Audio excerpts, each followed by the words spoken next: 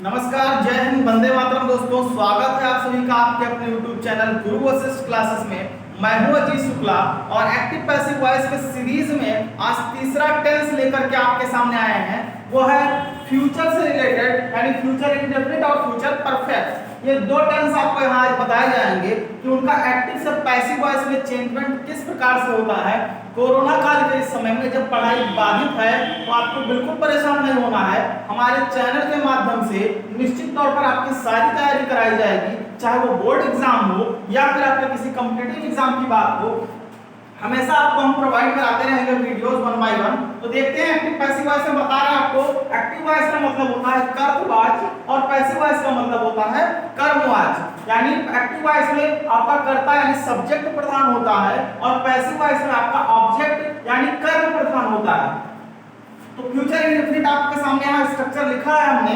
Rule इसका जो है क्या होता है, सबसे पहले सब्जेक्ट फिर विल या शैल और उसके बाद वर्ब की फर्स्ट फॉर्म के बाद ऑब्जेक्ट लिखा जाता है। लेकिन इसमें एक बात ध्यान ये देना है कि आई और वी के साथ हमेशा किसका प्रयोग होगा, शैल का प्रयोग होगा। और जो अन्य कर्ता हमारे यानी सब्जेक्ट हैं उनके साथ हम लोग विल का प्रयोग करेंगे। बस इतनी सी बात आपको याद रखनी है कि अगर आई और वी आ गया है तो उसके साथ में क्या लगाना है, शैल लगाना है। बाकी सबके साथ क्या लगाना है, विल लगाना है। तो जब चेंजमेंट करेंगे तो आपको ध्यान देना है क्या कि ऑब्जेक्ट पहले आएगा, उसके बाद विल या शैल जो लगा होगा ऑब्जेक्ट के अकॉर्डिंग लगाएंगे। उसके बाद एक शब्द जोड़ना है क्या, बी जोड़ेंगे और उसके बाद वर्ब की थर्ड फॉर्म, फिर बाई और फिर सब्जेक्ट। यानी छोटा सा नियम है, केवल क्या करना है, विल और शैल के साथ क्या हो जाएगा, विल बी और शैल बी हो जाएगा। बस इतनी सी बात आपको याद रखनी है। तो इसके कुछ एग्जांपल देखते हैं, आपको निश्चित तौर पर समझ में आएंगे कि इसका चेंजमेंट एक्टिव से पैसिव वॉइस में होता कैसे है। तो देखेंगे, जैसे लिखा हमने I shall beat you, I shall beat you. तो इसमें देखेंगे ध्यान से, आई शैल बीट यू में यू को आपको पहले लाना है। तो ऑब्जेक्ट को हम पहले ले आए यू। अब यू के साथ लगता क्या है, विल। यू के साथ क्या लगेगा, विल, क्योंकि हम पहले बता दिया आई और वी के साथ शैल लगेगा, बाकी सबके साथ क्या लगना है, विल लगना है। तो यू के बाद हमने लगा दिया विल। उसके बाद एक शब्द क्या जोड़ना होता है, बी जोड़ेंगे। तो यू विल बी और बीट का थर्ड फॉर्म क्या हो जाता है, बी टेन बाई। और आई हमारा किस में बदलेगा, मी में बदल जाएगा, तो बाई मी हो जाएगा। सेकंड वाला देखेंगे, they will help me, they will help me. अब देखेंगे मी हमारा ऑब्जेक्ट है, इसको हम पहले लाएंगे, किसमें चेंज हो जाएगा, आई में हो जाएगा। और आई के साथ लगाते क्या है हम लोग, शैल लगाते हैं। तो आई शैल, उसके बाद क्या जोड़ना है हमको, बी, आई शैल बी। उसके बाद क्या लगाएंगे, वर्ब की थर्ड फॉर्म। तो हेल्प की थर्ड फॉर्म होती है हेल्प। तो आई शैल बी हेल्प्ड बाई और दे का किसमें चेंजमेंट होता है, देम में। तो हमने दे को बदल दिया किसमें, देम में बदल दिया। बहुत ही आसान है, बिल्कुल कोई भी दिक्कत आपको नहीं आएगी इसको समझने में। अगला देखेंगे, the shopkeeper will sell his shop. The shopkeeper will sell his shop. अब यहाँ पे हिज शॉप जो है ऑब्जेक्ट है, इसको पहले ले आइए। तो हिज शॉप विल बी, क्योंकि क्या लगाना होता है, विल बी या शैल बी। तो his shop will be, sell का थर्ड फॉर्म होता है सोल्ड। उसके बाद क्या लगाते हैं, बाई और द शॉपकीपर। ये बहुत ही आसान, बहुत ही अच्छे तरीके से आपको समझ में आ गया होगा। कुछ नहीं करना है, विल और शैल जो लगा होगा उसके स्थान पर विल बी और शैल बी आपको लगा देना है। उसके बाद वर्ब के थर्ड फॉर्म, फिर बाई और फिर सब्जेक्ट। यानी रूल्स आपको बहुत ही आसान लगेंगे। एक आध सेंटेंस और देखते हैं इससे related.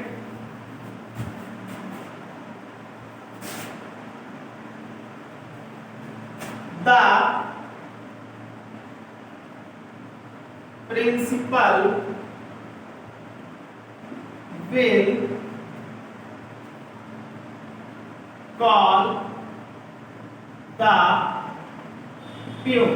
The principal will call the peon, तो द प्यून को आगे लाएंगे आप, द प्यून, और इसके साथ लगेगा क्या, विल बी, और कॉल की थर्ड फॉर्म कॉल्ड बाय, और द प्रिंसिपल लास्ट में चला जाएगा, कॉल्ड बाय द प्रिंसिपल। तो बहुत ही आसान है, बहुत ही अच्छे तरीके से आपको समझ में आया होगा फ्यूचर इंडेफिनिट का टेंस। अगला हमारा इस टेंस के सीरीज में जो है वो है फ्यूचर का परफेक्ट टेंस। फ्यूचर का perfect tense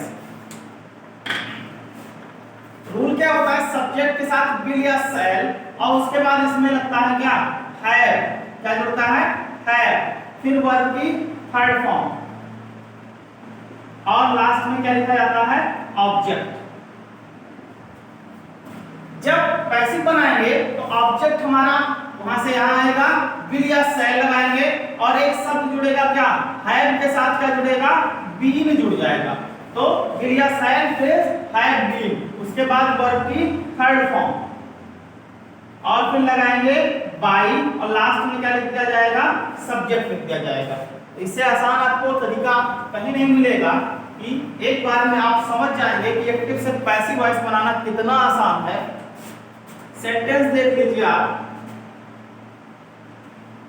he will have stolen the new car, he will have stolen the new car। ये एग्जांपल आप ध्यान से देखेंगे, सब्जेक्ट, सहायक क्रिया, वर्ब की थर्ड फॉर्म, और हमारा ऑब्जेक्ट।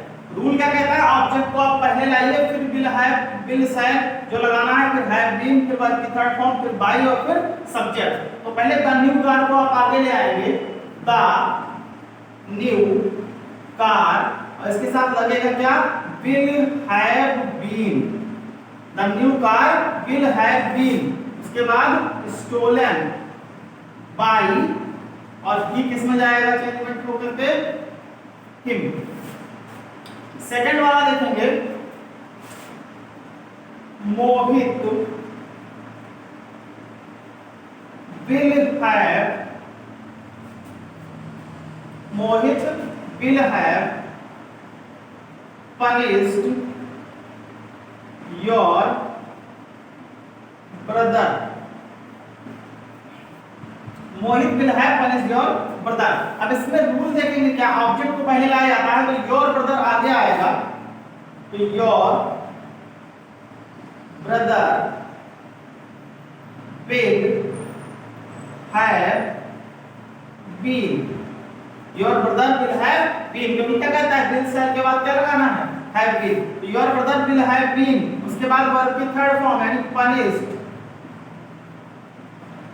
बाय कौन, मोहित। तो निश्चित तौर पर आपको समझ में आ गया होगा कि कितना आसान है। फ्यूचर के परफेक्ट टेंस को अगर हमें पैसिव में बनाना हो तो करना क्या है, ऑब्जेक्ट को आप पहले ले आइए, फिर विल या शैल ऑब्जेक्ट के हिसाब से, फिर हैव लगा है तो हैव बीन हो जाएगा, और वर्ब की थर्ड फॉर्म के बाद बाय लिख करके हम लास्ट में सब्जेक्ट को लिख देंगे। तो ये बहुत ही आसान तरीका है जिसके द्वारा आप जान जाएंगे कि एक्टिव से पैसिव वॉइस में परिवर्तन किस प्रकार से होता है। अब कुछ टेंस ऐसे हैं जिनका हमने जिक्र नहीं किया है, जैसे प्रेजेंट में आप आ जाइए, तो मैंने प्रेजेंट के परफेक्ट कंटीन्यूअस टेंस का जिक्र नहीं किया इसके पहले के वीडियोस में। उसके बाद पास्ट में भी यही हुआ है कि पास्ट के परफेक्ट कंटीन्यूअस टेंस का जिक्र हमने नहीं किया है। उसके बाद फ्यूचर में आ जाइए, तो फ्यूचर के कंटीन्यूअस टेंस का जिक्र भी हमने नहीं किया है, और फिर फ्यूचर के परफेक्ट कंटीन्यूअस का जिक्र भी हमने नहीं किया। ये इतने जो टेंस हैं इनका पैसिव नहीं बनता। क्या होता है, इनका पैसिव वॉइस नहीं होता है, इनका हम लोग पैसिव नहीं बनाते हैं, इसका कोई भी रूल नहीं है। खाली आपको क्या ध्यान में रखना है कि फ्यूचर, पास्ट और प्रेजेंट, ये तीनों में आपको present indefinite, present continuous, present perfect, past indefinite, past continuous, past perfect, future indefinite और फिर फ्यूचर परफेक्ट। ये इतने ही टेंस है जिनका पैसिव वॉइस बनाया जाता है। एक बार हम रिवाइज जरूर करेंगे, थोड़ा कंपैरिजन जब तक आप नहीं करेंगे तब तक आपको समझ में नहीं आएगा। अगर बात करो प्रेजेंट की, खाली प्रेजेंट टेंस की बात करो, उसके बाद पास्ट की बात करो, उसके बाद फ्यूचर की बात करो, तीनों में आपको हम तुलना करके दिखाते हैं इसमें होता क्या था एक्टिव वॉइस में। अगर हम बात करें इनडेफिनिट टेंस की, इनडेफिनिट में वर्ब की फर्स्ट फॉर्म होती थी और इसका हम चेंजमेंट किस में करते थे, इज, एम, आर, और फिर वर्ब की कौन सी फॉर्म, थर्ड फॉर्म। अगर इसके इनडेफिनिट की बात करो आप लोग तो इसमें होती क्या है, वर्ब की सेकंड फॉर्म और इसका चेंजमेंट किस में बताए थे, वाज, वर, उसके बाद क्या लगना है, वर्ब की थर्ड फॉर्म। इसमें सहायक क्या क्या होती थी, विल, शैल, फिर वर्ब की फर्स्ट फॉर्म और चेंजमेंट किस में होता था इसका, विल, शैल के साथ क्या लगता था, बी, और तब लिखते थे वर्ब की थर्ड फॉर्म।